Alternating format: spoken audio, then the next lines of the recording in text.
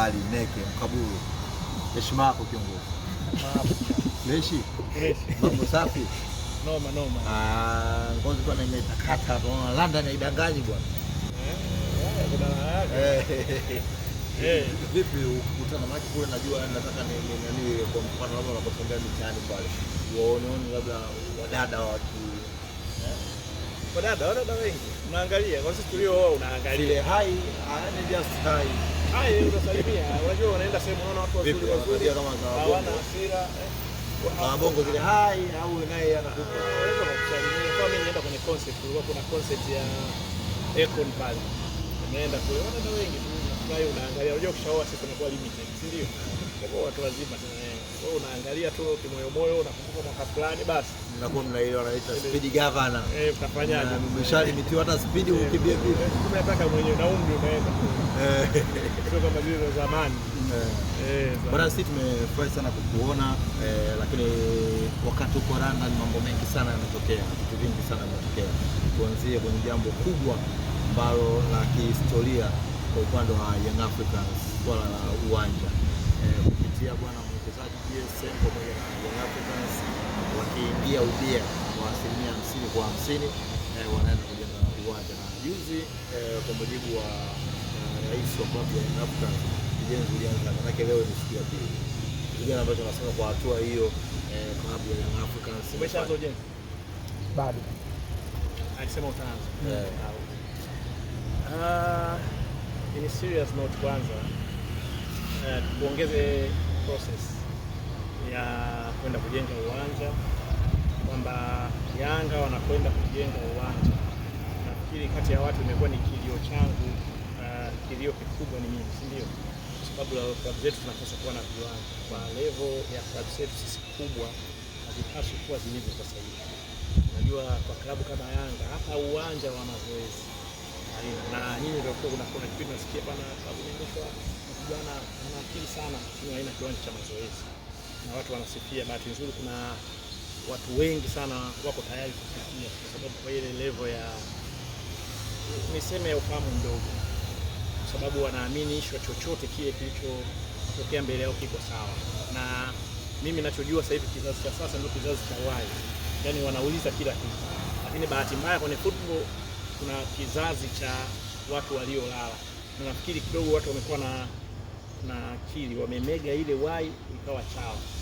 Ni watu hawawezi kuhoji, na ukihoji unaonekana ni mtu mbaya, lakini kuhoji inawezekana kuna wapushi watu kufanya. Mfano mimi nitaendelea kuhoji. Nimeona Yanga walifanya ni jambo zuri.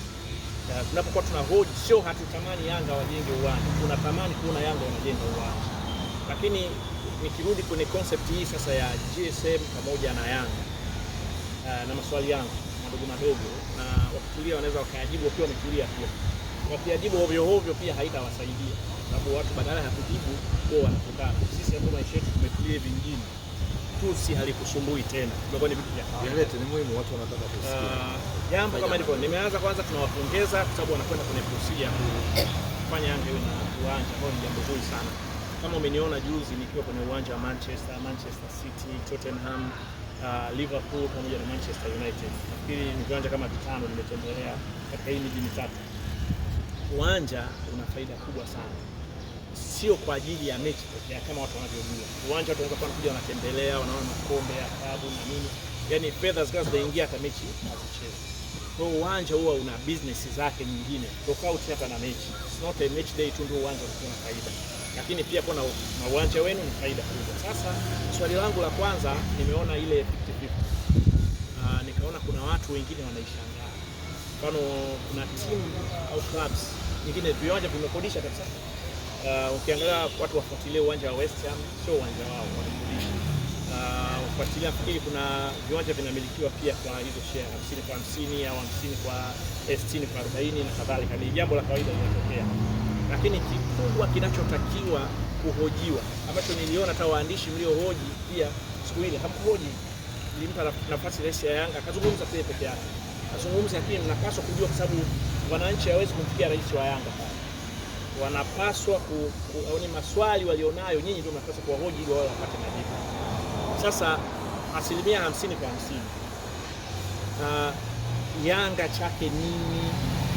GSM chake nini, kwa sababu ule uwanja utakuwa na nini na nini. Hata hicho hamkuuliza, mimi sikuona ule uwanja ndani yake una mall, ndani yake una hoteli, labda siku unapoingiza fedha zile zitakapoingia ni 50-50 umiliki peke yake, 50-50 mapato pia, 50-50 vitu vilivyo mule na kadhalika.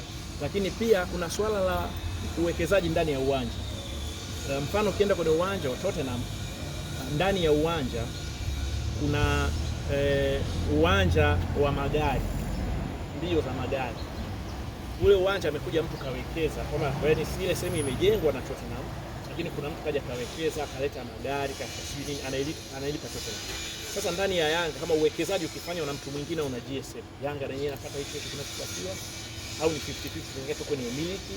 Kwa hiyo kuna vitu vya kujifunza na kuhoji ambavyo ndio tulipaswa kuelezwa sasa hivi. Narudi kwenye ile concept yangu ambayo nilianzisha wakati fulani, na nafikiri iliwauzi sana viongozi wa Yanga. Inawauzi kwa nini? Wanajiuliza, kwa sababu mimi sinasema napaswa nijibiwe kwa hoja. Kwa nini nawaudhi? Nasema hivi, leo nairudia tena. Na nafikiri nairudia siku nyingi sana hii, mara kwa mara. Najua inawaudhi, hata wengine wanatunga na vitu vya uongo hivi tokeni na vile. Kwamba nilikuwa najiuliza how Yanga is safe kwenye zile negotiation, kwa sababu negotiation ilikuwa kati ya GSM. Mimi sasa naona kati ya GSM na GSM.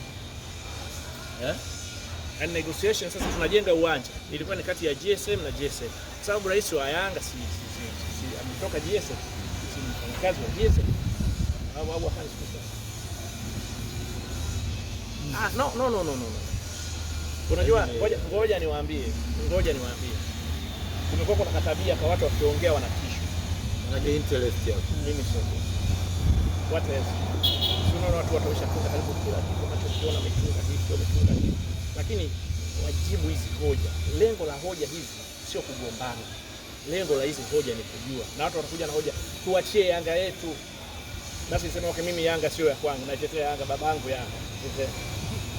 Mdogo wangu anayefuatia Yanga, mdogo wangu wa mwisho Yanga.